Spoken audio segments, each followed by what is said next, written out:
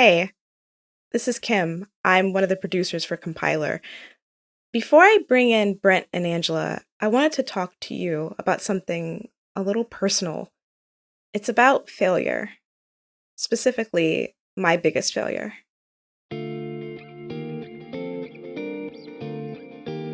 I've worked in digital media for a long time, so I decided to take a course in user experience, or UX. It was towards a certification, and one of the classes was Introduction to Python. Now, this class gave me quite a bit of trouble, and when I say that, I'm being pretty generous because I didn't understand a single thing that was said to me. I couldn't get the simplest commands to work. I couldn't get anything to work. And ultimately, I failed the class. And I don't fail things. Not often. Fast forward to now, I've been at Red Hat for, more than 2 years now. It's full of smart people who do code every day, and I couldn't even get a hello world command to work. And while I'm good at my job, I always come back to that Python class. How do I move forward from that shortcoming? How should I handle that type of failure? This is Compiler, an original podcast from Red Hat.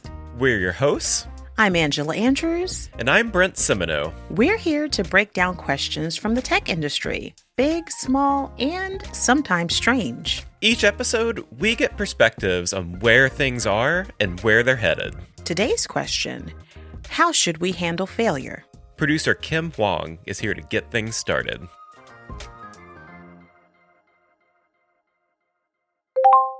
Angela, Brent, I want to talk today about failure. We're going to hear from a few people who are going to help us gauge what failure really means for people personally, and also what it means for teams when they work together. Before we get into that, though, I want to know, what do you think about failure? Oh, well, failure happens to all of us. It's a part of life, and I've had my own personal failures. When I think back to college, I failed calculus, and that means I had to change my major. That was a personal failure for myself. I really don't know where my career would have gone had I stuck with my computer science major. But I wonder if failure stings more when the thing you're failing at is part of your identity or part of the person that you imagine you want to be. Yes. I think that that's very accurate. I read a lot of research going into the story, and what you said, Brent, reminded me of some studies that I read from this doctor from Northwestern University. His name is Dashun Wang, and he does research into success and failure, and he talks about success being like a collective phenomena, and that means in order for you to be successful, everyone has to agree, not just you. Everyone else around you has to agree that you were successful in whatever you were doing. Oh. I never thought of it that way. I mean, collectively, what people think of you is what you are, to some degree. If everyone thinks you're successful, then you are successful. And if, everyone thinks you're a failure, they think you are a failure. That's a weird dynamic to even consider, putting that much weight. Look at me saying this out loud, putting that much weight on what other people think of you as a way to define yourself. But that's interesting. What else do you have for us? I'm very curious. You have my full attention. Yeah, let's dig into this, Kim. So who did you talk to first? Well, I wanted to know how people look at failure. So I spoke with someone we know pretty well. She was a Red Hatter, and she did a lot of work, actually, in early seasons of Command Line Heroes, dealing specifically with failure. She told me the way that people deal with failure personally translates into how they process failure on teams and how we all treat each other in the process. I'm Jen Krieger, and currently I'm working at GitHub as the Senior Director of the Technical Program Management team, and I'm just super excited to be here. She had a lot to say about how failure was framed in her working life. Failure was the focus. Failure was the thing that you led from in every situation. In fact, if I even look earlier in my career, when I think about that word, every single framework, technique, all that stuff that I learned was mainly in place to prevent teams from failing. And so there was never really a conversation so much about why we were so focused on the negative part and less on the outcome of failure, which was to learn from our mistakes. And it seems like the industry still hasn't quite gotten there yet. We still focus on this concept of failure and safety and making it safe to fail, when I actually prefer to think about it a lot differently, which is making it safe to learn, which is a way different and more positive way of looking at that word. Well, I have a lot of things going through my head right now. Okay. Making it safe to fail is something that I hear a lot. And I have actually never heard this phrase, making it safe to learn. Yeah, I've never heard that phrase used before. It's always, it's safe to fail or fail fast. And, that's fail fast, yes. That's the phrase we always hear. But the safety, placing it on the positive, that's a different twist on it. Jen sees a lot of development teams go through really hard challenges, many of them very inherent in the constant cycles of production. For these teams, failure denotes chaos and fear. I keep looking at this when I think about software development, and I think about the fact that early in my career, folks were so incredibly afraid of like a production outage. That was the thing that you would get paged about that would basically destroy your weekend, your life for a period of time. So you have all these like forces. You have failure, you have fear, you have personal narratives, you have team failure, and they're all kind of like, to me, they're kind of like swirling around in like a whirlpool of like negativity. Is it just me? No, it's not just you. What you said had me thinking. I mean, it happens sometimes. Sometimes there's an outage and we hear about it, talk about folks getting fired and, heads will roll. And I think that's knee-jerk because someone needs someone to blame, right? And when we think about what Jen said, we're making the team feel safe to learn. I'm sure in that postmortem, people looked at what happened and they said, they figured out what the failure was and they worked hard to remediate it to make sure that it never happens again. This is why she's focused on creating a safe environment for those teams to fail and learn at the same time. When I say make it safe to learn, that's really what I mean. It's not just about we have deployed code to production and production is down, so therefore we are bad because we have failed. It's more, how can we actually deploy code to production in a way that will help us be more resilient to the failures we've experienced in the past? That's what I mean, making it safe to learn. Because the world is a very, very different place than it was even a few years ago. Jen says safety, particularly psychological safety, will play an important role in failure as newer technology develops. People cannot learn these new technologies fast enough. They cannot adapt to the things that they're seeing grow out of these new technologies.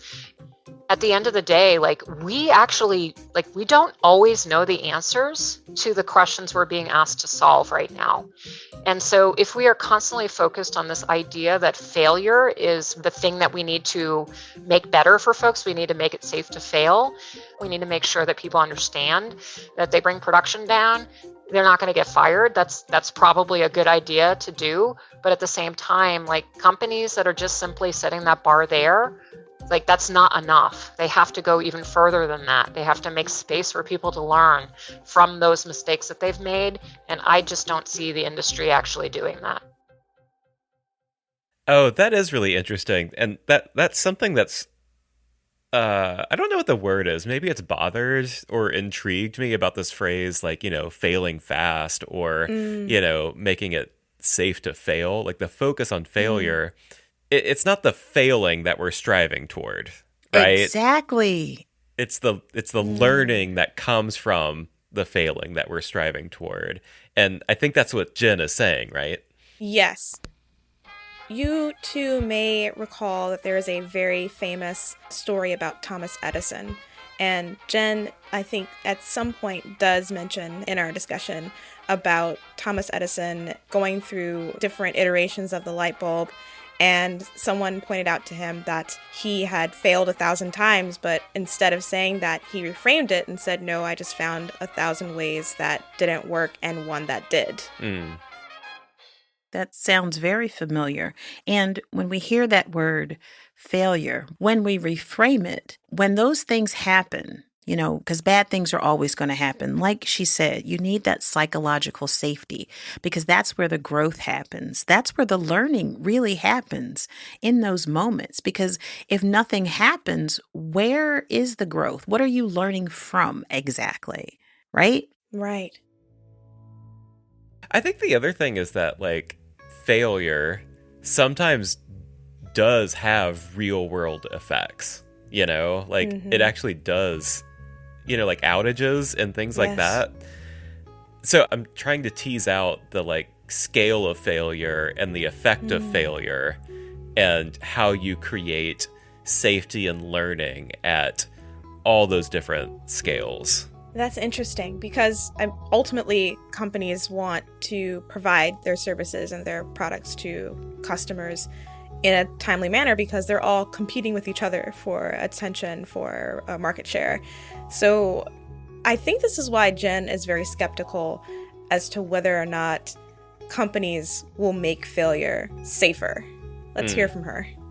There's oftentimes not the organizational muscle to do anything about what they are meant to learn. So it's not just learning, but also acting upon those learnings.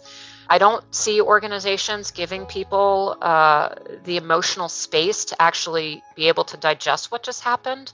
People are not given permission to feel disappointment. For Jen, I think it's a really simple equation. A team can totally fail one day and then bounce back and have put out an amazing product or do something really amazing. Yeah, we have technical failures, but the thing that I have seen from technical failures is the technical teams that I've worked with over these years have always recovered. They've always found a way to fix the problem that they are having. But one thing that does not come back easily, trust. What has not always happened out of these events has been the relationship damage has been fixed. The teams have figured out how to work together moving forward. Maybe a finger pointing event that might have been visible to more than what would be an acceptable limit of people. No one ever apologizes for those things. And so a lot of that is embedded in your ego and the way that you perceive others. And also what I see mainly today is the reluctance to actually get on the phone with somebody and talk through something. Like, we're so reliant on texting and text-based form of communication. Like, people are really reluctant to have a hard conversation with each other. And that's got to change. Sometimes in workrooms, there is no time for apologies. There's no time for hard conversations when you have deployments going out one after the other. But ultimately, how people process failure as individuals does matter to a team, especially in a fast-paced environment. If there's no time to be retrospective, how are people supposed to process what happened? In tech, we focus a lot on team dynamics and team outlooks and vision statements and goals. But ultimately, teams are made up of people, and how people process failure as individuals does matter to a team, especially in a fast-paced environment when you got one thing going out after the other, so many different deployments, and there's no time to react or be retrospective. This is part of the culture of the team, and I think it's part of like how the team interacts with each other. I've actually worked with Jen in the past, and I've actually done some of her exercises with my team itself, where she sort of holds space for everyone to digest what has happened. All the good stuff, all the bad stuff, the stuff that didn't go so well. And I love what you're saying there, Kim, because I don't think we hold enough of that space for ourselves. Okay, so we just talked a lot about perfection and failure, and I was curious about whether or not failure had anything to do with a lack of knowledge or skill or passion. Yeah. But what I ended up learning from this next person that we have on the show was a little bit more insight into how important it is to fail. Hello, my name is Erica Hamden. I am a professor of astrophysics at the University of Arizona, and I spend most of my time building telescopes, which I have decided is like the best job that somebody can possibly have. This is a new one for us. I don't think we had an astrophysicist on the show. No, we have not. And I wanted to ask, if either of you had ever heard of Dr. Hamden. No, I have not. No. Okay. A few years ago, Dr. Hamden gave this amazing TED Talk called What It Takes to Launch a Telescope. Huh. The video has been watched online millions of times. If you speak with her, you'll learn that she's no stranger to failure. One of the projects I work on is called Fireball. That's what I gave my TED Talk about. And it's a balloon telescope, which is kind of a weird, interesting thing. It's a telescope that goes on a high altitude balloon, not on the ground or in space. And I've been working on it since 2008, so it's getting to be almost 15 years now. Get ready for this ride. So Fireball has turned out to be a project plagued with many ups and downs, mostly downs. It has been marked with multiple failures. Technical snafus, mechanical failures, there was even a bird that flew into the balloon one time. The balloon had a hole in it one time and it crashed. There were so many different failures. And in her TED Talk, Dr. Hamden talks at length about these repeated failures. And she says success as a sure thing is one of the most crucial things to reject when you're working on a project. You have to be prepared for that eventuality of your experiment worked correctly, you did everything right, but you were wrong in your initial question. And because that's always a real distinct possibility. Earlier in the episode, we talk about failure and success being considered collective phenomena. That means if something is to be successful, then other people have to observe and agree. When you're talking about something as complex as the scientific process, that can come off as a little bit oversimplified. Dr. Hamden says the successes of science can sometimes hide the many, many, many setbacks that people face. I mean, that process is a necessary part of getting to the thing that does work. And so I feel like if you're only reporting on the very final check when it's all of the hard work has already been done, then you're really missing a key part of the story, which is that this is just a continuous process of messing up. That's a little bit of a public communications challenge because you don't want people to think that the mess ups mean that you're not reliable. The mess ups are actually a good thing, and reporting on them is a good thing too. That's the transparency that in an ideal process, that's how science should operate, where you can see what worked and what didn't for everybody's projects. We're always focused on that end, that win at the end. This is funny, but it reminds me a lot of the Michael Jordan, Kobe Bryant quotes. In my gym, we have all these Kobe quotes in there. And this is something that I see on a constant basis. So they attribute failure, air quote, to their success, because without it, they wouldn't be Jordan. They wouldn't be Kobe. Again, people don't look at that, but that's where all that good stuff happens. That's how you become great. That's how the science gets notoriety. Anything good comes, there had to be some setbacks and failures in there to get you there. That's what I'm hearing. Dr. Hamden juxtaposes failure with effort, which may be a good way to change the negative inner voice that pipes up when things don't go as planned. you know, everybody deals with failures of like all sorts of kinds, and the idea that you should be ashamed of it or that you should keep it a secret, I think is really discouraging. Because like in my view, trying and failing, the important part of that is that you tried something, and that should be celebrated. Like, you tried it, like that's scary and good. And instead people feel more shame about the failure part. And I think that just like shuts off a conversation that's really important to have. With a very unhealthy approach to failure, a person could take that and turn it into a personal narrative. But what she has done, she's framing failure in a more collaborative way. She's talking about having, you know, a positive mindset. She's not thinking about success as a binary. It's interesting because we tell stories about ourselves and teams tell stories about themselves. Yeah. But sometimes those narratives and those stories can take hold in your mind, right? Which is, I think, what you're talking about, like how, like framing what just happened. Like, how are you talking about that? And is that being lodged in your mind? Is that being lodged in the company's mind? Is that being lodged in your boss's mind? Like, what is that story? Exactly. So Dr. Hamden has thoughts on teams too, and how someone could frame failure in a much healthier, more collaborative way. I think it's partly just in a mindset and how you kind of talk about it with the people around you. I think that especially in dealing with teams and like working on these big projects, it's really important that blame not necessarily be part of the kind of analysis of like what went wrong. That blaming people for things doesn't make them do better, it just makes them feel bad about it. Ooh. Yes. Wow. Are you trying to help people learn, or are you trying to make them feel bad? Yes.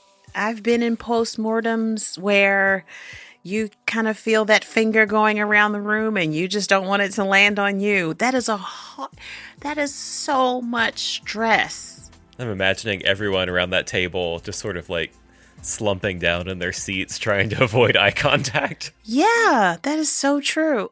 And when you're in that kind of hot seat, you start, you know, building that personal narrative again. Am I going to suffer any negative consequences from this? Am I going to be trusted with, you know, if I'm a lead, am I going to be trusted with leading another project? Am I going to be trusted with my job? Am I going to lose my job? Like it's like an avalanche, kind of.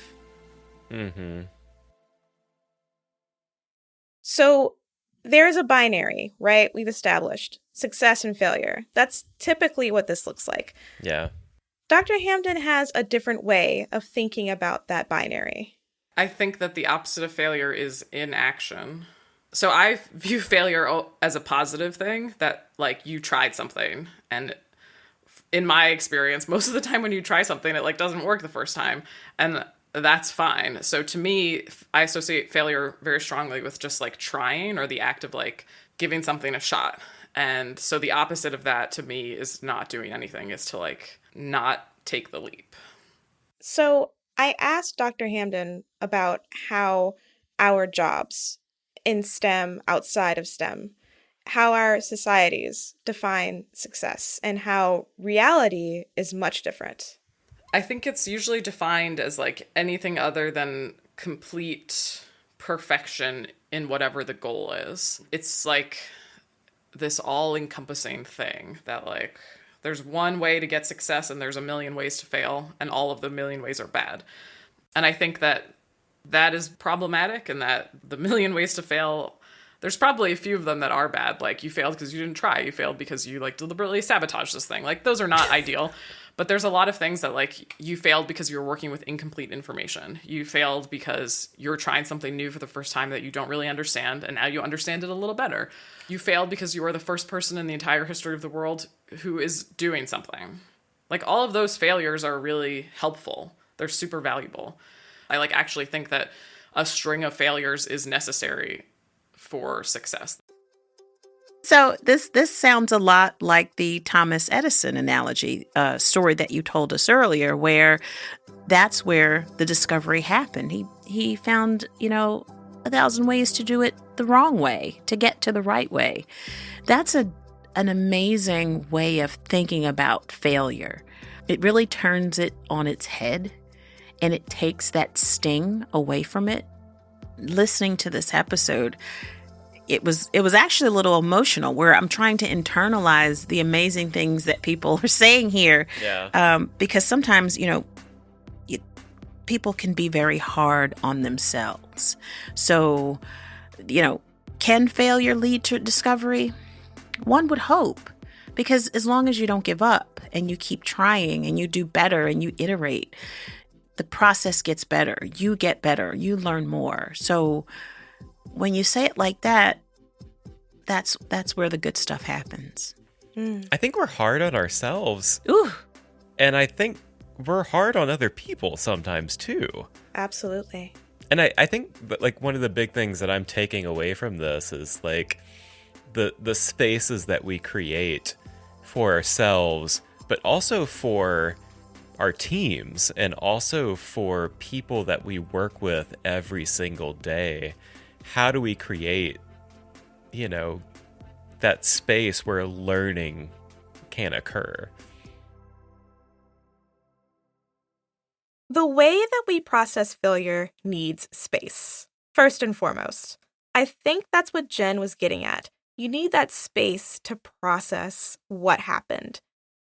I think that has an impact on how teams work together, because teams are just people gathered together for a shared purpose or vision.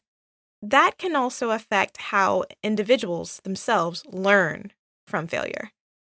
If they feel like they're not good enough, if they don't have time and space to process failure, that all could come together in a way where they look at their work in a negative light.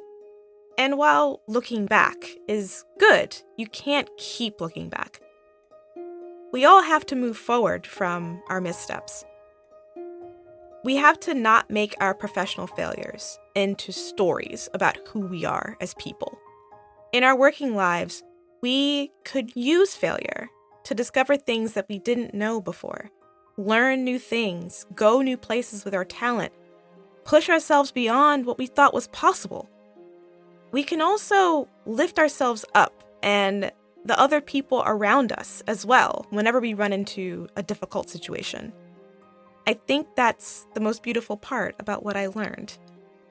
Failing that Python class doesn't say anything about me personally, and it doesn't help me at all to create that story about myself. It just means I was doing something new. And when you're trying something new and you fail, you can always try again.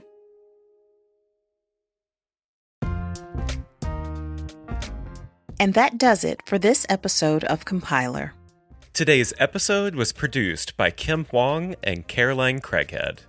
Victoria Lawton always sticks with us, no matter how many times we mess up. Our audio engineer is Elizabeth Hart. Special thanks to Sean Cole. Our theme song was composed by Mary Anchetta. Big thank you to Dr. Erica Hamden and Jen Krieger for sharing their perspectives with us. Our audio team includes Lee Day, Laura Barnes, Claire Allison, Nick Burns, Aaron Williamson, Karen King, Boo Boo House, Rachel Ertel, Mike Compton, Ocean Matthews, and Laura Walters. If you like this show, we would love for you to come back next time. So subscribe, leave us a review. It really does help us out. We'll see you soon. Thanks for listening. All right. See you next time.